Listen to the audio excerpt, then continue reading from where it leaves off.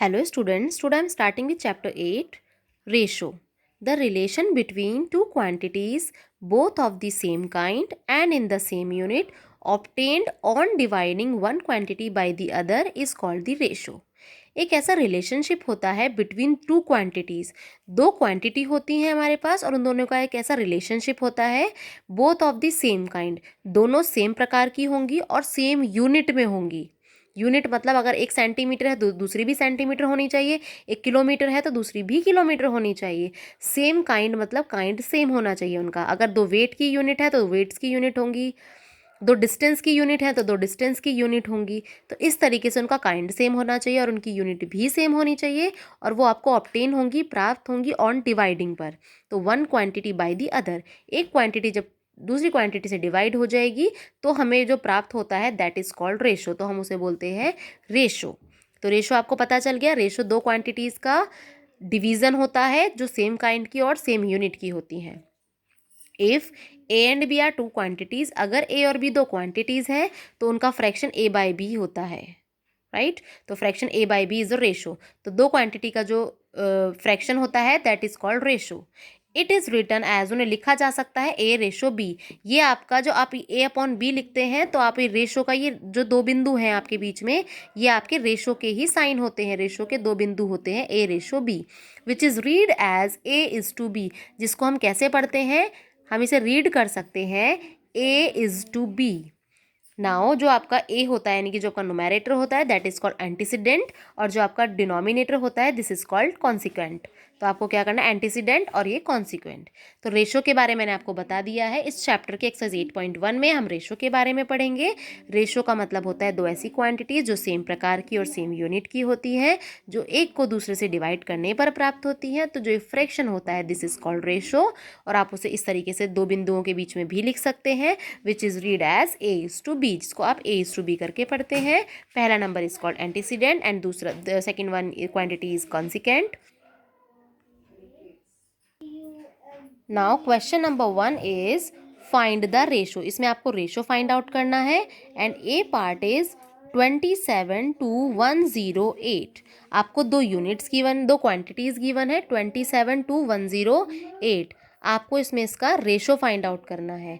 Ratio का मतलब होता है आपको इन्हें फ्रैक्शन में लिखना है, आपको ये रेश का रेशो फाइंड करना है। और रेशो आपका कैसे फाइंड होता है, on dividing first quantity by the second one. तो आप क्या करेंगे, फर्स्ट को सेकेंड वन से डिवाइड कर देंगे और आपको रेशो फाइंड आउट हो जाएगा। आप इसे कैंसिल आउट कर सकते हैं, सिंपलेस्ट फॉर्म में कन्वर्ट कर सकते हैं। 27 वन जा 27, 27 फोर जा 108। तो आपका आंसर आएगा 108। आप इसे इसके कॉमन फैक्टर से डिवाइड करेंगे, डिवाइड करने के बाद आपको पता चल जाएगा। तो जो सिंपलेस्ट फॉर्म में रेशो आपको आंसर करना होता है सिंपलेस्ट फॉर्म में, तो इसका आंसर हो जाएगा 1:4, जिसे आप रीड करेंगे 1:4। Now F part is 5 metre 275 centimetre.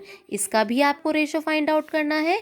और रेशो फाइंड आउट करने के लिए मैंने आपको बताया था यूनिट्स आपकी सेम काइंड और सेम यूनिट की होनी चाहिए। यहाँ पे यूनिट सेम नहीं है, एक मीटर है और एक सेंटीमीटर है, तो आप दोनों को ही सेंटीमीटर में कन्वर्ट करेंगे। आपकी मर्जी आवे तो आप दोनों को मीटर में करो या सेंटीमीटर में।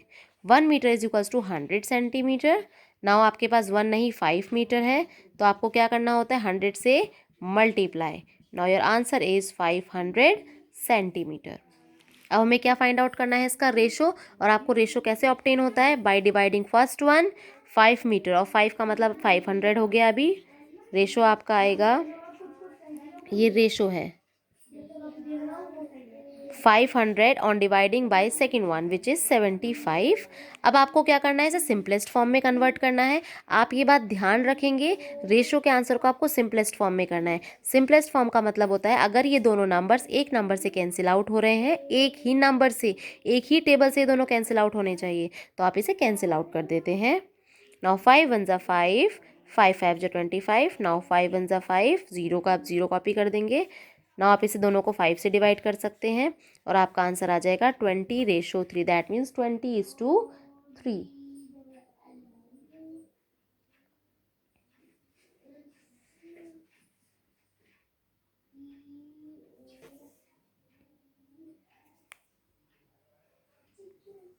Now question number 2, express each of the following in simplest form. इसको आपको जो पार्ट्स गिवन है, जो फॉलोइंग पार्ट्स गिवन है, इनको आपको सिंपलेस्ट फॉर्म में कन्वर्ट करना है। सिंपलेस्ट फॉर्म मतलब मैंने आपको बताया है, अगर दोनों नंबर्स आपके एक नंबर से कैंसिल आउट होते हैं तो आपको उन्हें कैंसिल आउट करके उनका आंसर करना है। आपको रेशो नहीं फाइंड करना है, रेशो ऑलरेडी आपको गिवन है विच इज़ 8/16। आपको इसे सिंपलेस्ट फॉर्म में करना है। सिंपलेस्ट फॉर्म में करने का मतलब होता है इन दोनों नंबर्स को आपको इनके कॉमन फैक्टर से डिवाइड करना है। कॉमन फैक्टर या फिर दोनों नंबर्स अगर एक टेबल में आते हैं तो आप उसे कैंसिल आउट कर सकते हैं। 2 8 ज़ा 16, 2 4 ज़ा 8। नाउ अगेन ये कैंसिल आउट होंगे। 2 2 ज़ा 4, 2 4 ज़ा 8। नाउ अगेन आप इसे कैंसिल आउट कर सकते हैं विच इज़ 2 1 ज़ा 2, 2 2 ज़ा 4। तो आपका आंसर आ जाएगा 1:2। सिंपलेस्ट फॉर्म में करने का मतलब होता है आपको आंसर्स को जो ये आपके नंबर्स होने चाहिए, फाइनल आंसर ही को प्राइम नंबर निकल के आए।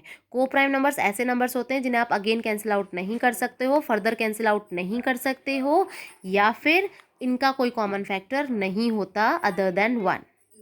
क्लियर? नाउ एफ पार्ट, इसका एफ पार्ट है आपका 2 × 1/3 रेशो 3 × 1/2। इसे कैसे सिंप्लीफाई करेंगे आप?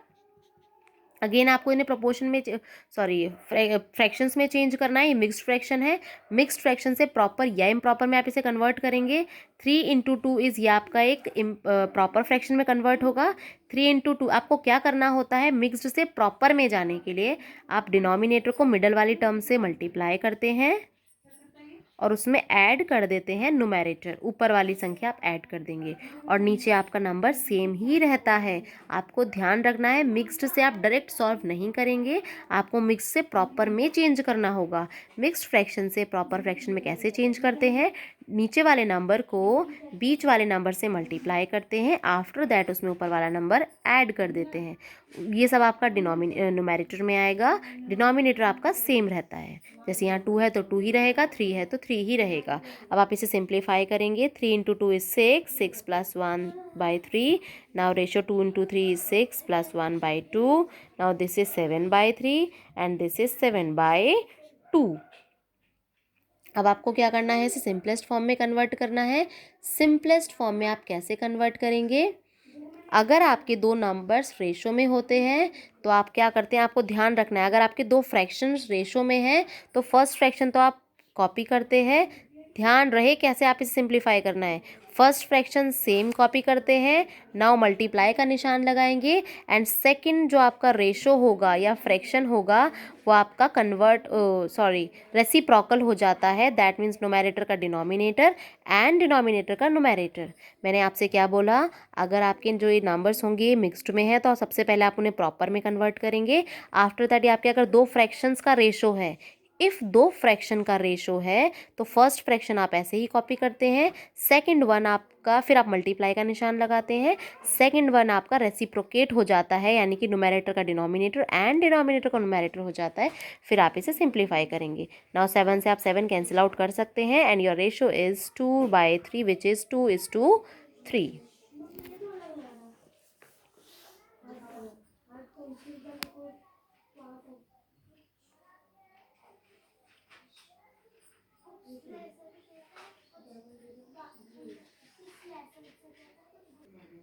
Now question number 3 is right 3 equivalent ratios. इसमें आपको 3 इक्विवेलेंट रेशो लिखने हैं and your A part is 4:11। 4:11 के लिए देखो इक्विवेलेंट रेशोज हम कैसे लिखते हैं।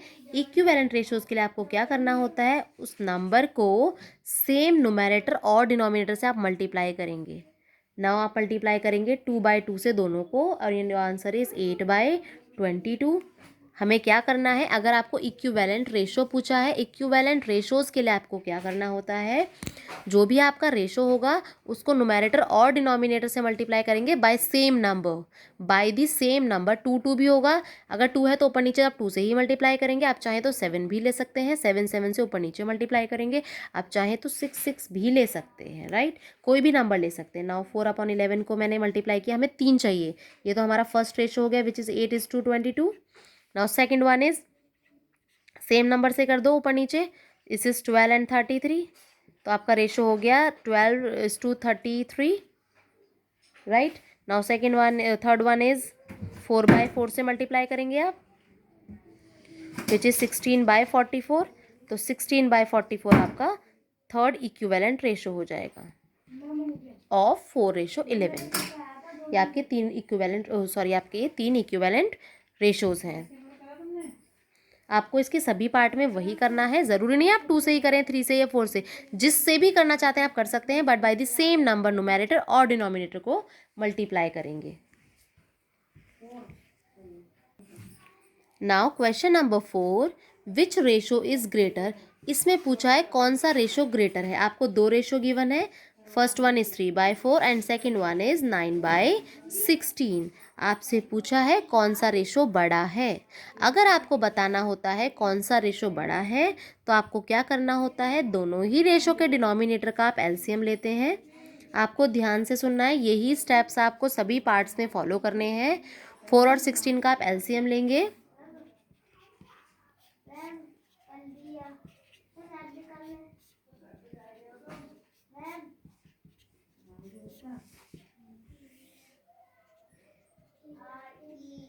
आपका आंसर आएगा 2 × 2 × 4 × 2 × 2 × 4 × 2 इज 8, 8 × 2 इज 16, तो आपका आंसर आएगा 16। आपको क्या करना होगा, दोनों डिनोमिनेटर का आप एलसीएम लेंगे, एलसीएम के बाद आपके जो भी ये नंबर्स आएंगे इनको मल्टीप्लाई करेंगे, मल्टीप्लाई करने के बाद जो आंसर आता है दैट इज़ योर एलसीएम। या आपका एलसीएम होता है इन दोनों नंबर्स का, 4 और 16 का। अब आपको क्या करना है, 1/1 दोनों ही रेशो के डिनोमिनेटर में 16, जो भी आपका एलसीएम का आंसर आएगा आप ये ट्राई करेंगे कि दोनों के डिनोमिनेटर में एलसीएम वाला आंसर ही आए। बट आपकी जो जो आपका सेकंड रेशो है उसमें ऑलरेडी आपका 16 है, तो यानी कि आप उसे 1 से मल्टीप्लाई करेंगे, क्योंकि आपका 16 मिल जाएगा। 16 × 1 इज 16। अगर आपने डिनोमिनेटर को 1 से मल्टीप्लाई करा है तो न्यूमरेटर को भी आप 1 से मल्टीप्लाई करेंगे। 9 × 1 इज 9। आपको ध्यान रखना है मैंने क्या कहा, दोनों ही डिनोमिनेटर का आप एलसीएम लेंगे। एलसीएम करने के बाद आपका जो आंसर आएगा आप ट्राई करेंगे दोनों रेशो के डिनोमिनेटर में आपका वही आए। और कैसे आएगा, बाय मल्टीप्लिकेशन। तो 16 को आप किससे मल्टीप्लाई करेंगे कि आपका 16 आ जाए, ऑफकोर्स 1 से। अगर आप डिनोमिनेटर को 1 से करते हो तो उसी के न्यूमरेटर को आप 1 से करेंगे। नाउ यहाँ पे आपको सोचना है 4 को आपको किससे मल्टीप्लाई करना है कि 16 आ जाए। नाउ 4 से मल्टीप्लाई करेंगे, 4 × 4 इज 16। अगर आपने उसके डिनोमिनेटर को 4 से मल्टीप्लाई करा, उसी के न्यूमरेटर को आप 4 से मल्टीप्लाई करेंगे। 4 × 3 = 12। मैंने आपसे क्या बोला, दोनों के डिनोमिनेटर का आप एलसीएम लेंगे। एलसीएम लेने के बाद आपका जो आंसर आएगा आप ट्राई करेंगे दोनों रेशोज़ के डिनोमिनेटर को आप उस नंबर से मल्टीप्लाई करें कि आपका आंसर एलसीएम वाला आंसर आ जाए। तो आप 16 को 1 से करेंगे तभी 16 आएगा, और जिससे भी आपने उसके डिनोमिनेटर को करा है उसके रेशो के न्यूमरेटर को भी आप उसी नंबर से मल्टीप्लाई करेंगे। सिमिलरली आपको यहाँ पे भी करना है। अब जब आपके दोनों के डिनोमिनेटर सेम हो जाएंगे, फिर आप इजीली बाय द न्यूमरेटर आप बता सकते हैं that which one is greater, कौन सा बड़ा है। दोनों के डिनोमिनेटर तो सेम है, तो आप न्यूमरेटर से डिसाइड करेंगे that which one is greater. आपका बड़ा है 12 या 9, ऑफकोर्स 12, तो आपका 12/16 जो रेशो है वो ग्रेटर है। बट ये एक्चुअली में 12/16 नहीं था, दिस वाज 3/4, एंड ये आपका 9/16 नहीं था, दिस वाज हाँ ये आपका 9/16 ही था। तो अब आपको क्लियरली पता चल गया दैट 3/4 इज ग्रेटर। तो आपको ये बात ध्यान रखनी होगी कि अगर आपको बताना है that which one is greater, तो आप डायरेक्टली नहीं बता सकते हैं अनटिल आप इसके डिनोमिनेटर्स को सेम नहीं कर लेते हैं। और डिनोमिनेटर सेम होंगे बाय द एलसीएम, और ये आपका ये प्रोसेस थोड़ा फॉलो करना है, फिर आपके डिनोमिनेटर सेम हो जाएंगे। डिनोमिनेटर सेम होने के बाद आप न्यूमरेटर को देखकर ये आइडेंटिफाई कर सकते हैं that which one is greater. Now question number 7 is a field is 80 metre in length. एक फील्ड है जो कि 80 मीटर है लेंथ में, एंड 60 मीटर इज विड्थ, और अब वो विड्थ में 60 मीटर है, उसकी चौड़ाई 60 मीटर है और उसकी लेंथ जो है वो 80 मीटर है। Find the ratio of its width to the length.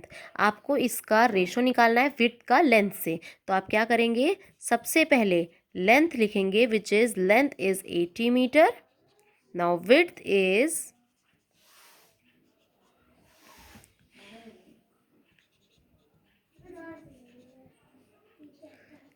60 metre. आपको रेशो फाइंड आउट करना है और आपको ध्यान रखना है अगर विड्थ वर्ड पहले है दैट मीन्स विड्थ को आपको न्यूमरेटर में रखना है और लेंथ यानी कि बाद में लिखा है तो आप उसे डिनोमिनेटर में लिखेंगे। और ये लिखने से पहले आपको चेक करना होगा कि इनकी यूनिट सेम होनी चाहिए और दोनों ही मीटर में है तो कोई प्रॉब्लम नहीं है। अब आप इसे सिंप्लीफाई करेंगे। सिंपलेस्ट फॉर्म में कन्वर्ट करने के लिए आपको इन्हें रिड्यूस करना पड़ेगा bye it's common factor. Now 10 6 जा 60, 10 8 जा 80 एंड दिस इज 2 3 जा 6, 2 4 जा 8। आपको सिंपलेस्ट फॉर्म में कन्वर्ट करने के लिए इसे एक ही नंबर से कैंसिल आउट करना होता है। ये चेक करना होता है कि ये दोनों नंबर एक नंबर से डिवाइड हो रहे हैं या नहीं। अगर एक नंबर से डिवाइड हो रहे हैं तो डिवाइड करने के बाद जो आंसर्स आएंगे आपको वो लिखना है। इफ़ ये फर्दर एक नंबर से डिवाइड होते हैं तो आपको फिर से लिखना है।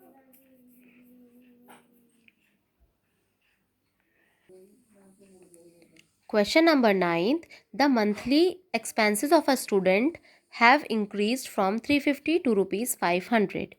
मंथली जो एक्सपेंसेस होते हैं, जो हमारे महीने के खर्चे होते हैं, एक बच्चे के जो महीने का खर्चा है वो बढ़ गया है। 350 से 500 रुपये हो गया है। पहले उसका 350 खर्चा था, अब बढ़कर 500 रुपये हो गया। तो आपको रेशो फाइंड करना है इंक्रीज इन एक्सपेंसेस का ओरिजिनल एक्सपेंस से। तो आपको रेशो में इंक्रीज इन एक्सपेंसेस पहले लिखना है, ऊपर लिखना है और ओरिजिनल एक्सपेंस को आपको डिनोमिनेटर में लिखना है, जिसके लिए आपको पता होना चाहिए कि एक्सपेंस में कितना इंक्रीज हुआ। तो आप पहले क्या फाइंड आउट करेंगे, आपका ओरिजिनल एक्सपेंस क्या था। जो पहले एक्सपेंसेस होते थे वो कितने थे, ओरिजिनल एक्सपेंसेस थे आपके ₹350। नाउ इंक्रीज्ड कितने बढ़ गए हैं, इंक्रीज्ड एक्सपेंसेस हो गए हैं 500। तो इंक्रीज कितना हुआ है एक्सपेंस, इंक्रीज का मतलब है जो बढ़कर खर्चा हो गया है। लेकिन अब आप निकालेंगे कि बढ़ा कितना है, तो इंक्रीज इन एक्सपेंस आपको निकालना है। ओरिजिनल मतलब कितना खर्चा पहले होता था 350, कितना बढ़कर अब हो गया है 500 और कितना बढ़ गया है, कितना बढ़ गया के लिए आपको क्या करना होता है, इंक्रीज्ड में से ओरिजिनल को माइनस करना होता है। तो आपको पता चलता है खर्चा कितना बढ़ गया है। तो 150 रुपये खर्चा आपका महीने का स्टूडेंट का एक का बढ़ गया है। आपको रेशो पूछा गया है ए पार्ट में, इंक्रीज इन एक्सपेंस का ओरिजिनल एक्सपेंस से। इंक्रीज इन एक्सपेंस कितना आया आपका 150, तो आप उसे न्यूमरेटर में रखेंगे। देन पीछे लिखा है ओरिजिनल, तो आप ओरिजिनल डिनोमिनेटर में लिखेंगे विच इज़ 350। अब आप इसे एक नंबर से डिवाइड करेंगे। आपको क्या करना होता है, लास्ट के जीरो से लास्ट के number of equal number of zeros, last के इक्वल नंबर ऑफ जीरो से आप कैंसिल आउट कर देते हैं। आफ्टर दैट आप इसे फर्दर एक नंबर से कैंसिल आउट करेंगे कॉमन फैक्टर से, विच इज़ 5 से कैंसिल हो जाएगा। 5 3 जा 15, 5 7 जा 35। तो आपका आंसर आएगा 3:7। क्लियर। नाउ बी पार्ट में आपसे रेशियो पूछा गया है ओरिजिनल का इंक्रीज्ड से। ओरिजिनल आपका कितना है 350 रुपीज़, इंक्रीज्ड कितना है 500। जो पहले लिखा होगा वो न्यूमरेटर में आएगा, जो बाद में लिखा है वो आपका डिनोमिनेटर में आएगा। ना आप इसे कैंसिल आउट करेंगे। लास्ट जीरो से लास्ट जीरो कैंसिल आउट कर सकते हैं। इक्वल नंबर ऑफ जीरोज होने चाहिए, एक से एक ही काटेंगे, एक से दो नहीं कटेंगे। ना आपका 35/50 आ गया है। आप इसे फर्दर 5 से कैंसिल आउट कर देंगे। 5 7 जा 35, 5 10 जा 50 and your answer is 7:10। Now C part, C में आपको रेशो निकालना है इंक्रीज्ड का इंक्रीज इन से। इंक्रीज्ड कितना है आपका 500 बढ़कर आ गया है, और कितना इंक्रीज हुआ है, इंक्रीज हुआ है 150। अगेन नंबर ऑफ जीरो से number of zero, equal number of zero से last equal number of zero आप कैंसिल आउट कर सकते हैं।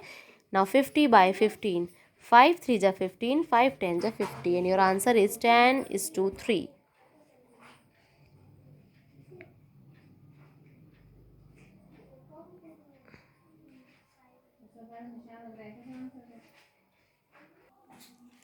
Now question number 10, the population of a town is 50,000। एक टाउन की जो पॉपुलेशन है टोटल वो 50,000 है, वहाँ पे 50,000 लोग रहते हैं। Out of which 30,000 are man, जिसमें से 30,000 आदमी हैं। Find the ratio of a number of women to the number of man. Ratio निकालना है आपका किसका, वुमेन का मेन से। तो आपको ये ध्यान रखना होगा, वुमेन का अगर मेन से निकालना है तो आपको दोनों डाटा पता होने चाहिए। मेन तो आपको पता है 30,000, बट वुमेन नहीं पता। तो आपको क्या करना है, टोटल पॉपुलेशन, क्योंकि रेशो के लिए तो आपको अगर पता ही नहीं है तो आप न्यूमैरेटर में रखेंगे क्या। टोटल पॉपुलेशन आपकी 50,000 है। नंबर ऑफ मेन, मेन कितने हैं 30,000, तो नंबर ऑफ वुमेन कितनी हो जाएंगी, number of women is 50,000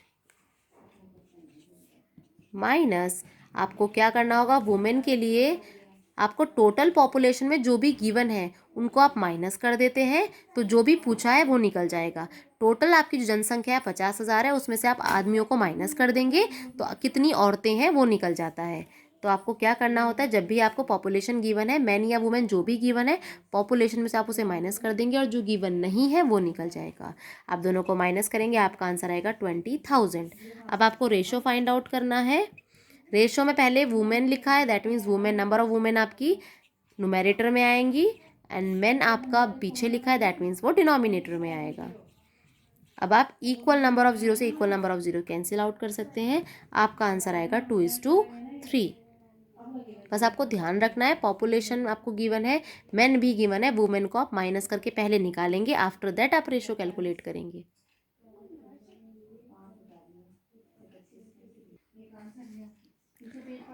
now question number 12, divide ₹104 between Gopi and वानी। आपको 104 रुपीज़ डिवाइड करने हैं, बांटने हैं गोपी और वानी के बीच में, इन द रेशो 5:4। 5:4 में बांटने हैं, तो किसको कितने रुपए मिलेंगे। अब ऐसा तो नहीं है ना, एक को 5 और एक को 4 रुपये दे दूंगी, हमारे पास पैसे 9 रुपये थोड़ी हैं, 104 रुपये हैं। तो ये तो रेशो गिवन है, तो आपको अमाउंट निकालना है कि 104 रुपये में से अगर हम 5:4 में डिवाइड करते हैं तो किसके पास कितने रुपये आएंगे। तो उसके लिए आपको क्या करना होता है, जब आपको सम पता होता है, कोई चीज़ जो डिवाइड करनी है वो पता है, उसकी अमाउंट कितना है और जिस रेशो में डिवाइड करना है, सबसे पहले आप क्या करेंगे, sum of the terms of ratio, दोनों की टर्म्स के रेशो का आप सम को ऐड, उनको आप सम अप कर लेंगे, ऐड कर लेंगे। दोनों रेशो को आपने ऐड किया, विच इज इक्वल्स टू 9। अब आप क्या करेंगे, 1 बाय 1 दोनों का शेयर निकाल सकते हैं। गोपीज शेयर, गोपी का जो शेयर है वो क्या होगा, गोपी का शेयर होगा जो भी गोपी का रेशो है। अगर पहले गोपी लिखा है तो फर्स्ट रेशो गोपी का होगा, यानी कि 5 वर्ड गोपी के लिए है, 5 जो नंबर है वो गोपी का है। नाउ उसमें आपको क्या करना होता है, दोनों रेशो का सम, 5 + 4 इज 9, मल्टीप्लाई आप टोटल अमाउंट से करते हैं जो आपको इनके बीच में शेयर करना है या डिस्ट्रीब्यूट करना है, विच इज़ 104, जो आपका टोटल होता है। आपको ध्यान रखना है, अगर आपके पास टोटल है और रेशो भी गिवन है जिस रेशो में आपको डिवीज़न करनी है, तो आप क्या करेंगे, सबसे पहले आप रेशो को सम अप करेंगे, आफ्टर दैट 1 बाय 1 आप अमाउंट कैलकुलेट कर सकते हैं। गोपी का शेयर अपॉन में शेयर का टोटल, मल्टीप्लाई में टोटल अमाउंट। तो आप इसे सॉल्व करेंगे, आपका आंसर आएगा 57.78 रुपीज़। नाउ वानीज शेयर, जो वानी का शेयर है वो क्या है, वानी का शेयर इज 4/9 मल्टीप्लाई 104। 4 वानी का शेयर का रेशो का पार्ट है, 9 उसका सम है, मल्टीप्लाई टोटल तो दोनों का सेम ही है, जिस चीज़ को डिवाइड करना है, और आप इसे कैलकुलेट करेंगे, आपका आंसर आएगा 46.22। ये बात आपको ध्यान रखनी है, किसी का भी शेयर निकालने के लिए उसका रेशो अपॉन में रेशो का टोटल मल्टीप्लाई जो भी चीज़ आपको डिवाइड करनी है, वानी का शेयर अपॉन में टोटल मल्टीप्लाई में जो भी अमाउंट आपको डिवाइड करना है, आपका आंसर आ जाएगा।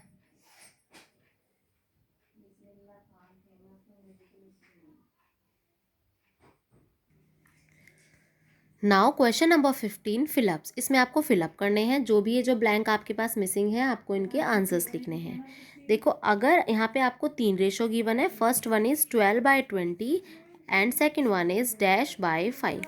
पहले आप 2 ही नोट डाउन करेंगे, जब आपका इसका आंसर मिल जाएगा आफ्टर दैट हम इसे कंसिडर करेंगे। फिलहाल हम इन दोनों से करते हैं। 12/20 इज इक्वल्स टू -5। इफ़ आपका बड़ा नंबर गिव, देखो जो भी या तो न्यूमैरेटर को चेक करेंगे, दोनों के न्यूमैरेटर को या दोनों के डिनोमिनेटर को। अगर इन दोनों के डिनोमिनेटर गिवन है तो हमें ये देखना होता है, इफ़ आपको ग्रेटर वाला पता है, ग्रेटर वाला जो पार्ट है वो कंप्लीट पता है और स्मॉलर वाला पार्ट आपको कंप्लीट नहीं पता है।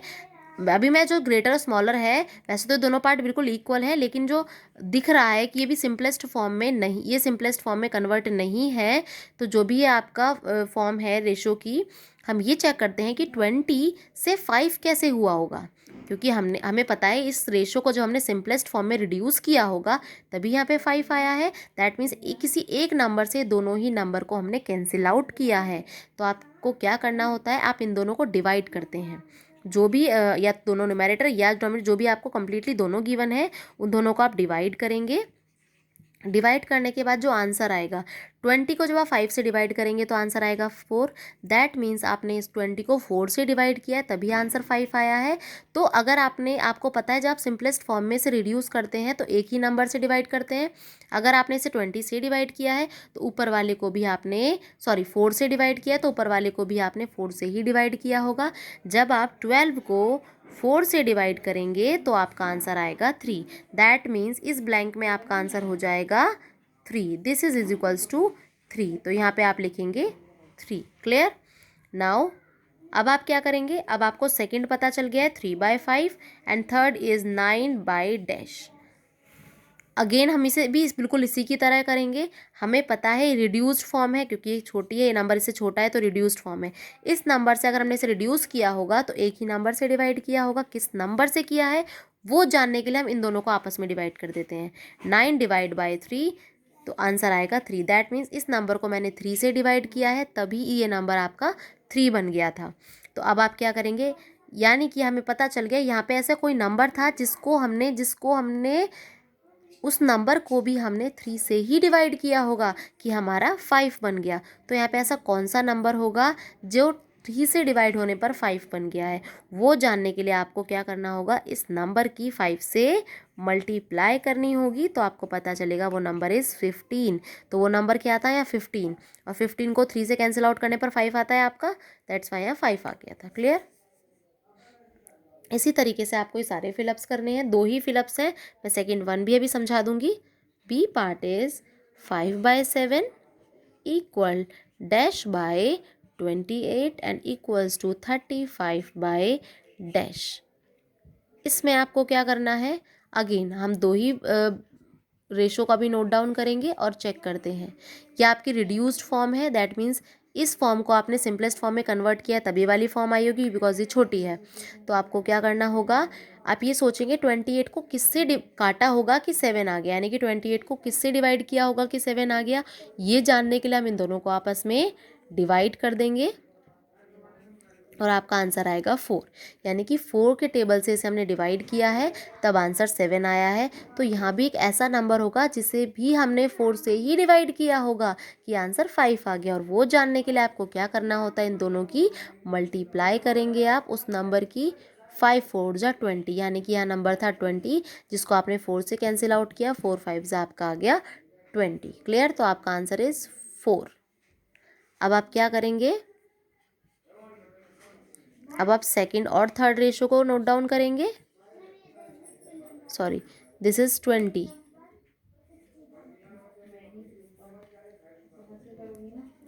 20/28 एंड थर्ड वन वाज 35/। अब आपको ये पता लगाना है, यहाँ पे आपका ये रिड्यूस्ड फॉर्म है, ये आपकी रिड्यूस्ड फॉर्म है। हम ऐसा नहीं कह सकते हैं बिकॉज दोनों ही रिड्यूस नहीं है, बिकॉज ये भी अभी थोड़ा सा रिड्यूस कर सकते हैं आप। तो पहले हम इसे थोड़ा रिड्यूस कर लेंगे। 2 10 किस टेबल से करेंगे आप इसे, 4 5 20, 7 4 28।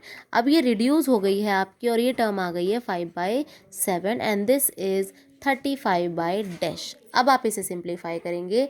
नाउ आपने 35, ये आपकी रिड्यूस्ड फॉर्म है, यानी कि 35 को आपने एक नंबर से डिवाइड किया है जिससे आपका आंसर 5 आया है, और हमने किस नंबर से डिवाइड किया ये जानने के लिए हमें इन दोनों को डिवाइड करना होगा और आपका आंसर आएगा 7।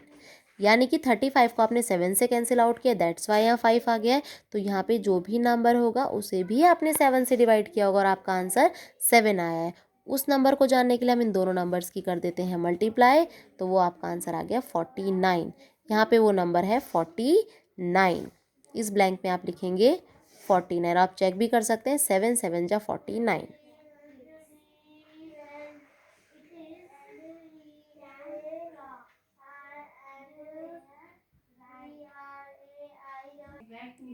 नाउ क्वेश्चन नंबर 16, ये आपका क्वेश्चन नंबर 16 है।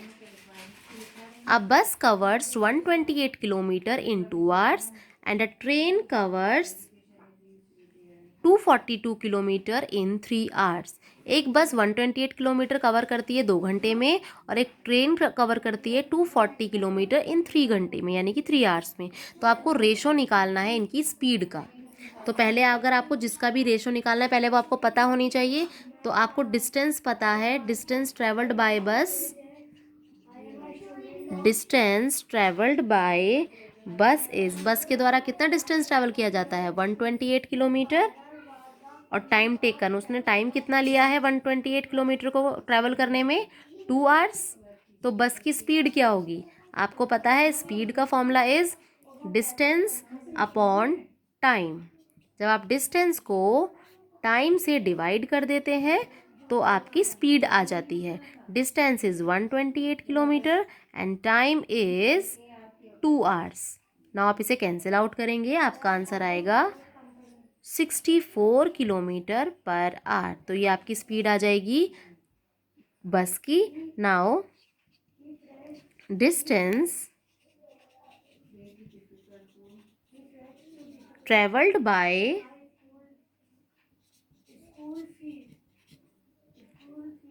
ट्रेन, ट्रेन के द्वारा कितना डिस्टेंस ट्रेवल हुआ है इज 240 किलोमीटर।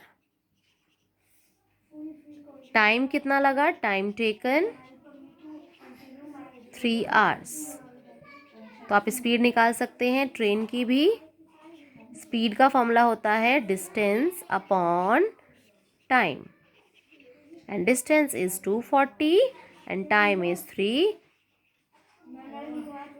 स्पीड आ जाएगी 80 किलोमीटर पर आवर। आपने दोनों की स्पीड को निकाल लिया है, दोनों की स्पीड कैलकुलेट कर ली है।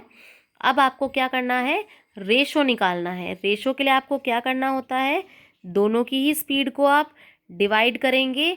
तो डिवाइड करेंगे, जो बस पहले लिखा है तो बस का रेशो आपका नुमेरेटर में आएगा और ट्रेन का आपका डिनोमिनेटर में आएगा।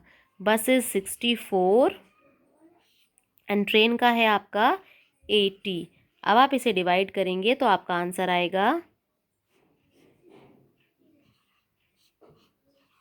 आप इसे सिंपलेस्ट फॉर्म में रिड्यूस करेंगे